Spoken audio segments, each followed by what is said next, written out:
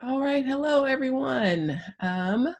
So I know that you guys are hopefully doing well and staying safe and taking precautions, and that the same applies to your families. I know some of you guys have had to make major changes and adjustments to the schedules that you have.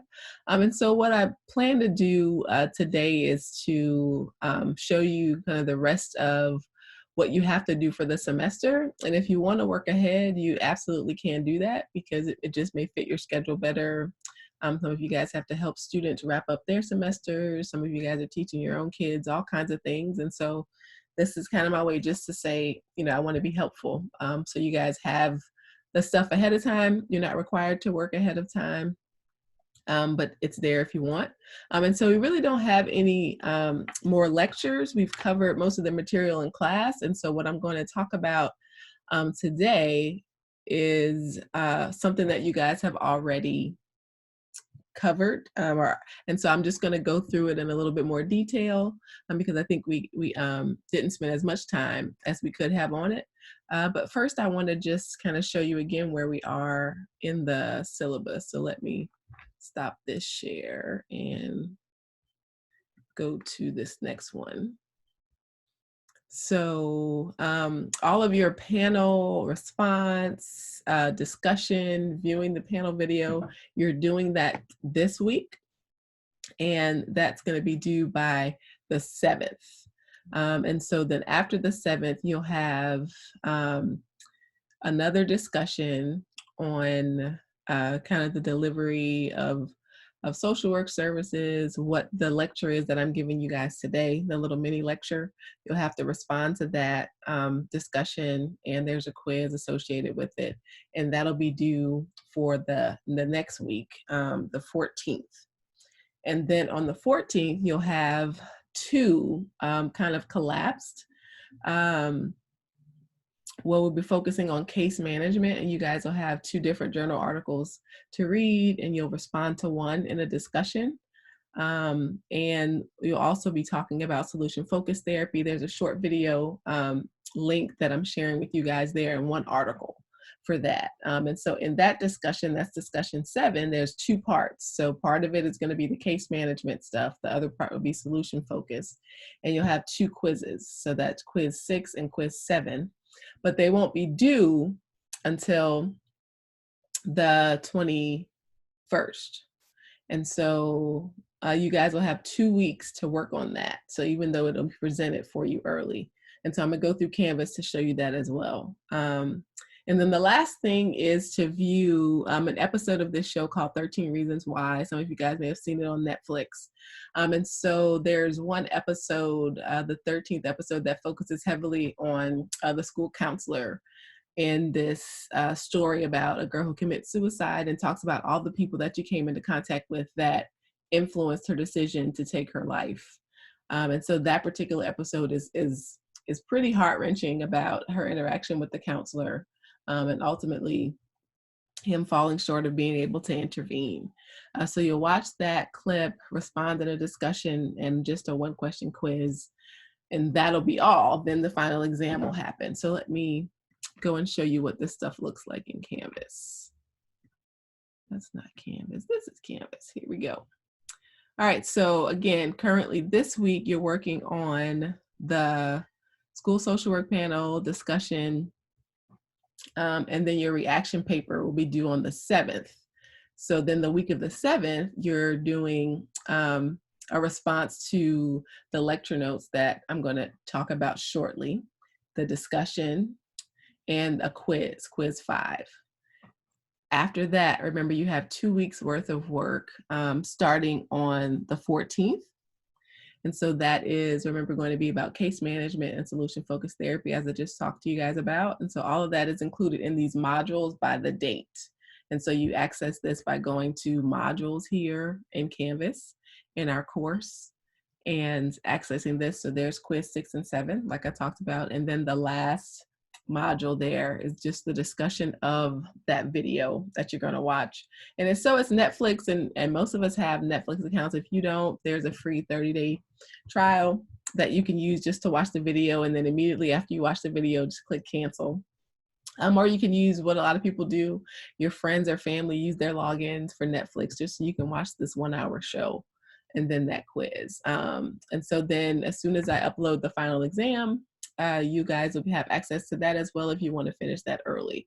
But in terms of the actual coursework, all of the discussions, quizzes, all of that is available to you now to work through at your own pace. And so of course you're emailing me as you have questions. Again, I'm grading your challenge intervention papers by the 5th, and so returning those to you. And then the only other paper you have then is that panel response paper due on April 7th. So you're done pretty early in terms of the major assignments with the course. The final exam is it.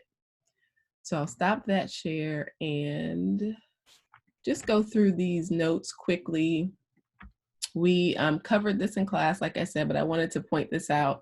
And this is where your quiz centers and your discussion for this week, and particularly kind of focusing on COVID-19 in light of these specialized intervention skills and what you guys heard from the panel in terms of how some of them are responding now to student needs. So interventions with individual students are definitely a large part of what school social workers do, but students aren't often by themselves at school.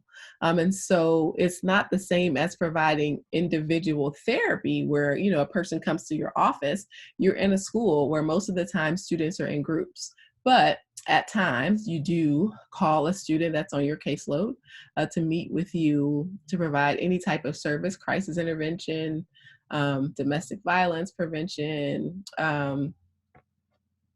support with grief. If we think about what's happening now with COVID-19, you know, many people are having to bury family members and not actually have a funeral service because of the limitations on how many people can gather. And so that's a ritual for many students to be able to go through the funeral process, memorializing family members. And so how then do we help them grieve if they don't have that ritual, and having to be creative and outside of the box there.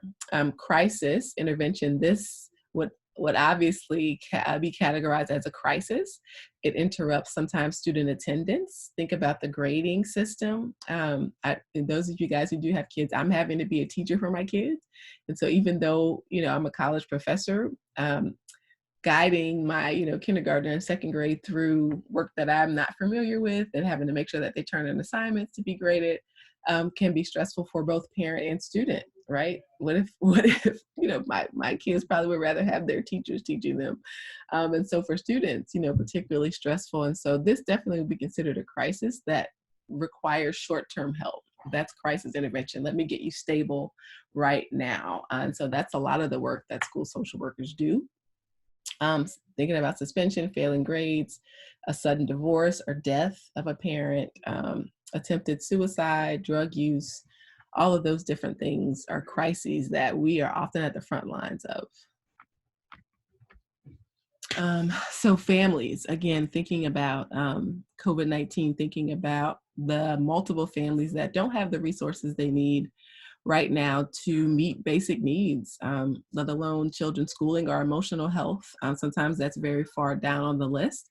And so even when it's not times of crisis, there are families who may not be engaged academically or may have an adversarial relationship with the school, meaning they're not getting along with them, they don't trust them. And so we've read a few scenarios in class where that school social worker can be kind of a liaison or improve parent participation in schools, improve student outcomes. Research demonstrates clearly that children who have involved parents do better academically and socially, right? And so as a school social worker, you're involving families in the treatment of children. Interventions with groups, again, teachers are a group, parents are a group, classrooms, students are a group. Most of what you'll experience in schools is working with groups, working within the flow of the group. Even if in your office it may be one student or two, most activities within schools take place in groups. So classrooms, committee meetings, lunchrooms, sports. And so groups then are a way for you to get more bang for your buck, right? More cost effective, being able to deliver the same type of social skills treatment or conflict resolution treatment to more students to be able to access all those good things that you're teaching them. So prevention groups help to accomplish goals and other objectives that help students. So group practice is something particularly that teachers like. They like that they have multiple opportunities to access you as the social worker. A lot of times we're like, well, we have a caseload of students. These are only people we see. Again, that balance, if you think back to the panel, balancing being a support to the school too. So if the school needs you, to say, hey, we're really dealing with a lot of bullying issues. Can you do a preventative bullying group? Try to offer that, and you get more students in. Teachers feel like, oh, maybe my student can be a part of this group, right? And so then one little slide here, interventions with classrooms, that might be a way if we're talking about that bullying prevention, right? With a small group, you can make it larger and make it classroom based, right? So each math class for the month of, March, I'm going to spend, a 30-minute lesson with every math class in the whole school. Teachers might love that. It's proactive. It's addressing a school need. It's getting you out there to show that you're there, to benefit the entire school, not just necessarily your caseload. So with classrooms, it's better to do the broad focus, right? Instead of singling out 2 or 3 students that are problem or trouble students. Another issue that comes up is when you have new students, transfer students, students that are displaced. You think about these types of crises or natural disasters where students are moving and shifting schools, homeless students. And so helping them integrate within classrooms might be something else that you're also doing.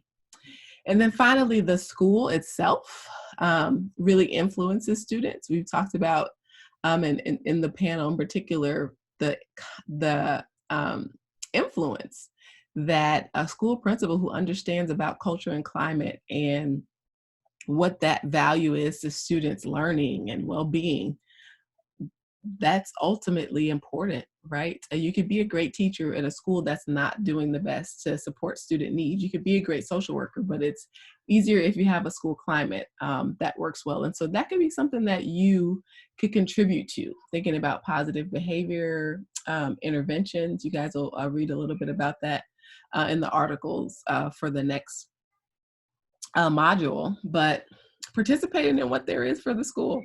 Teacher appreciation days. It's okay for school social workers to say, hey, I'll bring the sandwiches for the lunch. Hey, I don't mind painting a poster or, going around to thank teachers for that, because it builds morale and it improves the climate of the school, and you can really make that difference. Okay. All right. So a quick 15-minute rundown of kind of where we are, what you need for this next upcoming module. So if you guys have questions, you can just email me and I'll get back to you. I hope you guys are staying safe and lifted up. Take care.